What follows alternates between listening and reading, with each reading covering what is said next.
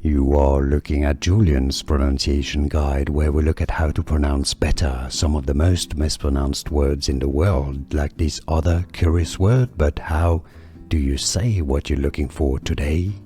We are looking at how to pronounce these names, as well as how to say more interesting but often confusing names from Greek mythology that many get wrong, so make sure to stay tuned to the channel.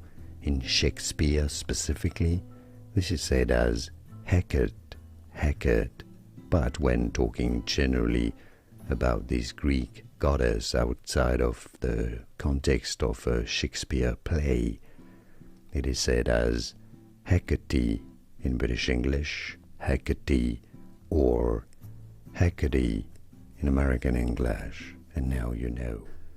Here are more videos on how to pronounce more confusing words and names too many mispronounced. Like this video if you found it useful. I appreciate your support. I'll see you soon and thanks for watching.